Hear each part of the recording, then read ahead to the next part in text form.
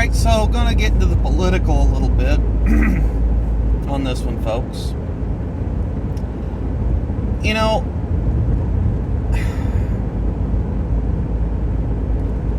okay, so one of the things that drives me crazy about Washington, D.C. is people that, like, okay, here's my dream goal in life. To be able to retire at age 60, and even if I got to take a little part-time job, just, pay the bills till I can start cashing in retirement with no penalties and Social Security.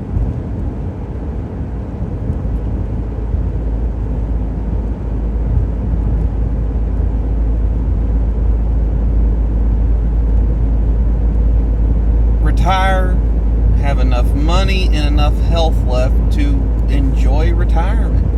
Whether that's travel, whether that's spending time with my kids and grandkids. Gosh, that sounds weird. Grandkids. No, don't say that. But, whatever that looks like, that's my long-term goal. And I would love to spend a season out RVing and traveling the country. I think that'd be cool. But long-term goals. I don't understand the drive to stay in DC politics for 3, 4, 5 decades and not retire. And that is not a Joe Biden thing. That is a Joe Biden and Anthony Fauci and Mitch McConnell, Nancy Pelosi. There's a ton of people in DC that are past the average retirement age that are just staying up there. So I've already told you my idea about mandatory term or a lifetime term limit, basically meaning that any years of elected public office or any years serving in public office appointed, as the head of this, that, or the other agency, count toward a lifetime limit of service years. Just an idea that I had. I also had another idea, a mandatory retirement limit. I think some of these people exhibit, and okay, got talking with a friend of mine about politics one time, and I said, I hope I'm wrong, but in my humble estimation, having spent time around those that have dementia and Alzheimer's, I do think that Biden is exhibiting some of the signs of that. I hope I'm wrong, and I don't wish it on him. I've seen what that does to people firsthand, especially if the person was anything resembling remotely healthy before they got dementia. And, the person that you know and love dies long before their body ever figures it out.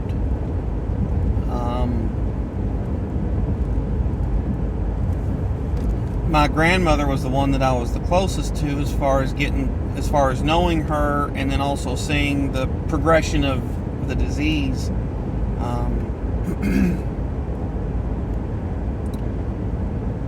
She had a family member that had a piece of property that adjoined hers, and that was his farm and hunting grounds.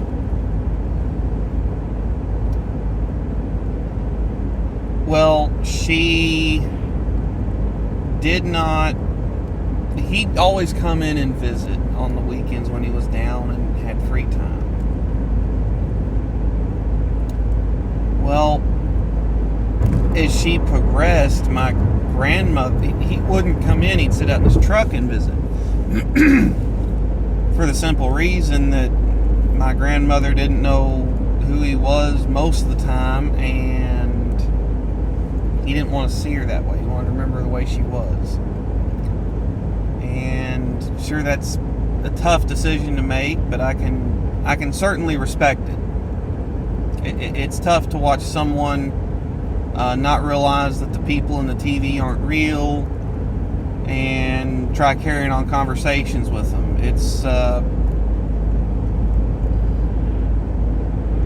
It's tough watching someone not remember where the bathroom is in the house that they've been in for 40 years. A lot of things I could go on about. Well, I do think that Biden exhibits some of the signs, and this is just based on the press coverage that we get.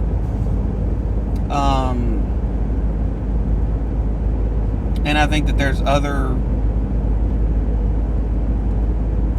people in D.C. that may not be in the limelight as much that could be similarly, that could be potentially in the early stages of it. All that said, I think that, kind of a mandatory retirement age out of D.C. might not be a bad thing. Think about it. Most of the people that go to D.C. Donald Trump, as far as, someone that is successful in business, successful in life, never been in government office, and then runs for a big one, he's a huge statistical outlier. And folks, and I'm not saying that as far as, Donald Trump. I'm just saying, most people that get into elected office do so relatively young. They might do some things in the private sector or whatever, but then they start seeking elected office, and that's kind of how things happen.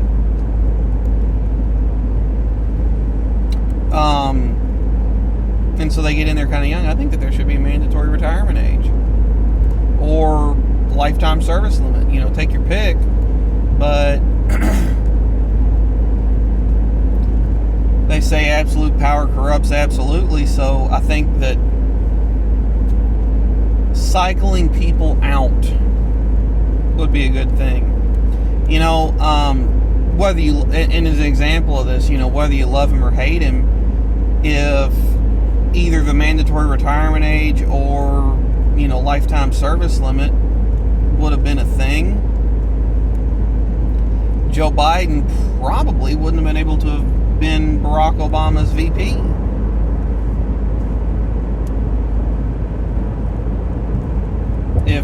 If I had my way on it. And that's not an anti-Joe Biden sentiment. That's you've been in elected office at the federal level for decades. You're done. So he probably would have been forced out of retirement, and that'd be it. So that's my opinion, and I think that there's a multitude of good reasons for that. You don't get people that can stay up there forever and become corrupted. And then, even if they are corrupted, they can't hang on till they're dead. They're forced out.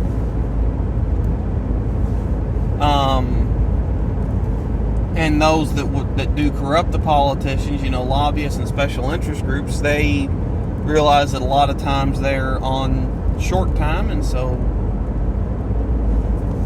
maybe go after someone younger and more idealistic. Well, they're going to be harder to flip. So that's my take. That's what I got. Thanks for tuning in. Catch you next time.